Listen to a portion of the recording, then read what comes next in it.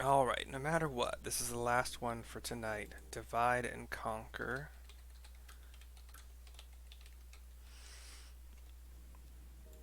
From Conrad. You saved a good many of my men, and I cannot thank you enough for that. But the fact remains, our forces were decimated. Probably more than that, because decimated usually just means 10% reduction. Anyway, in this state, we'll not be mounting an assault on Castrum Valladina or anywhere else. Castellum Valladina, sorry. We need to be honest with ourselves about our prospects. But first, we need to put our affairs here in order. Afterwards, I'll join you all at Castrum Oriens. Understood. We will go and speak with General Aldine.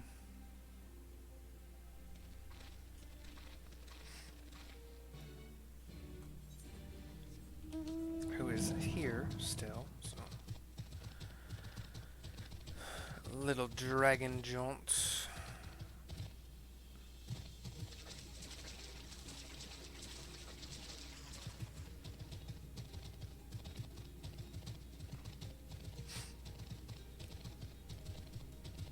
Alright, what's up, Brabon?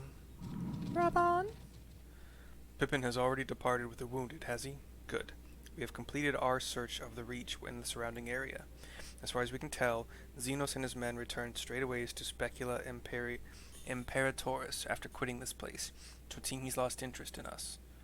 Which brings us to the most troubling question of all, not how he found us, but why he chose to spare our lives having done so.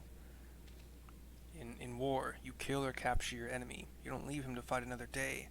Only a fool would turn his back and walk away, but Xenos is no fool. Whatever his motive, this is neither the time nor the place to think on it. I will leave a token force to watch over the Reach. The rest will fall back to Castrum Oriens. We can discuss our path forward there.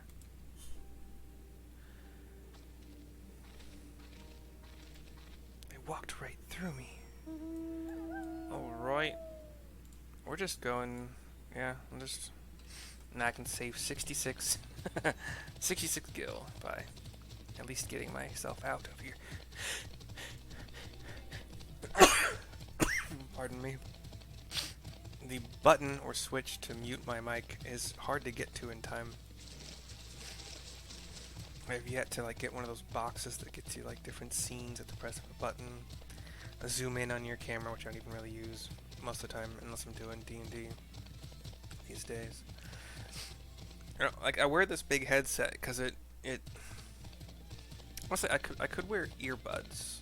One earbud specifically because I only really wear one of the headset ears anyway, so I can hear myself speak because I'm doing all these different I'm trying to do all these different accents, so I want to be able to hear myself better.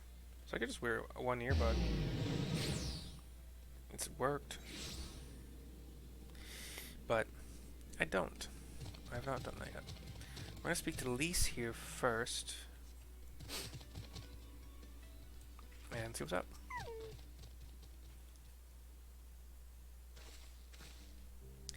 Kral is with Y'shtola. She still hasn't woken up, but Kral says she's through the worst. Given the severity of her wound, we could have hoped for no more. Let us pray she makes a full recovery. We lost a lot of good people, didn't we? I saw it happen when that Skull's commander cut down Mefred. A single blow, and that was it. Everything he fought for, all his hopes and dreams for the future, gone in an instant. And do you want to know the worst part? It wasn't a Garlean who did it. It was an Alamegan. God's help me if I ever... No, not now. Not while the general's waiting. I think she wants revenge on the redhead. Oh, Lise, says Alice. Shakes her head. Follows.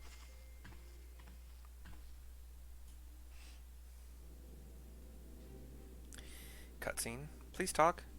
Yes, please? Were it not for the swift actions of the Scions and the Alliance, many more would have died. You risked your lives to save ours, and for that we thank you. There is no need for thanks. We are allies, are we not? Aye, just so. Let us not dwell on this tragedy, but look to the future. The future? I'm sorry, General, but there is no future for us. We've lost too many.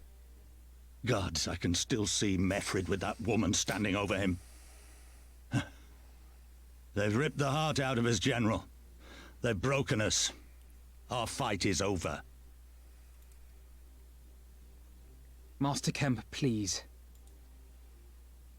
I'll always hate them with every fiber of my being. For what they took from us then and now. Our homeland, our freedom, our bloody children. You mean the Skulls? The youths who fight for Xenos? Crania Lupi, the Black Wolf's legacy and our shame. A unit made up of children born to Alamegan dignitaries who came of age during the occupation. Sons and daughters of Gir Abania, raised to be proud citizens of the Empire, with all the rights and responsibilities that entails. It'd be easy to curse them and call them traitors. But they're our children.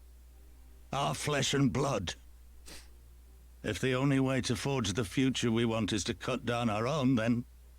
What if his daughter's the redhead? Then what was it all for? Monago. Nargo? What will you say to the families of the fallen? To the mothers, and the widows, and the orphans? Will you tell them it was all for nothing? I don't feel so bad making her partially Irish now, because it's close enough. It distinguishes Listen to her. the girl. We dare not suffer our comrades' sacrifices to have been in vain. Now is the time to steel our resolve and press on, painful though it may be. And when Xenos comes back with his army, what then? This isn't the first time, you know. You'll be hard-pressed to find men brave or stupid enough to face him again. I still can't believe how strong he was. He humiliated us back there. The Warrior of Light included. God help us if he's next in line to the Garlean throne. Loath though I am to say it, we should not be surprised. Before succeeding Van Baelsar in Alamigo, Xenos led the Imperial army to Doma, where he crushed the rebellion utterly. As a matter of fact, Doma remains in his charge to this day. Suffice it to say, Varus's heir is a peerless warrior and an accomplished general. The question is, how are we to contend with such a foe? That is the question. We fight, and we keep on fighting until we win. Or, we take the fight to Doma. Or, I have a feeling you're about to tell us. If he's here, we could theoretically try to recapture Doma and get them on our side. But I'll go with the bottom one. Well, to put it simply, we have one legatus overseeing two provinces a world apart. I say we divide and conquer. We kindle the flames of revolution in Doma once more, thereby forcing Xenos to fight a war on two fronts. For that, there would need to be someone left to fight on this front by the time you got back. Look, I'll not deny the plan as promised, and I feel for our brothers and sisters in Doma, truly I do. But I fear we lack the strength to see it through. Have faith in your people, Master Kemp. Them and the Scions. Hold fast, rebuild, and when all is in place, we shall defeat Xenos together. If you're going to Doma, I'm coming too. I want to help our friends there, and make sure nothing like this ever happens again.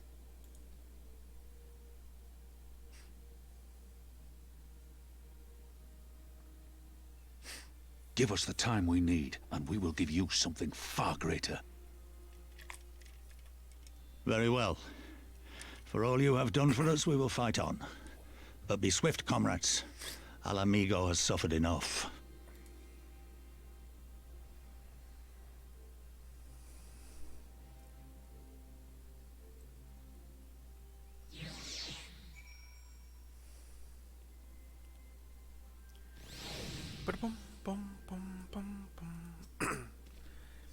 It goes without saying, but the Scions alone have not the strength to topple a provincial government, here or anywhere else, and I am quite certain the same can be said of the Dome and Liberation Front. Nevertheless, we can but go and assess the situation for ourselves, and see what can be done. Lest you doubt what good we few can accomplish, I would remind you that my grandfather and his 12 disciples once journeyed to these lands to save Eorzea and her people from certain doom. Brave souls with an impossible task, and Eorzea lives on. Our present mission may not be as monumental in scope, but is no less important to the multitudes whom we would free from imperial oppression, whom we will free. Divide and Conquer is complete. Almost to Red Mage 63. That's definitely the end tonight. Good stuff, good story, stuff I've never seen before, because, actually, mostly because I am now way past where I have ended on all my other characters, so I'll see you guys next time.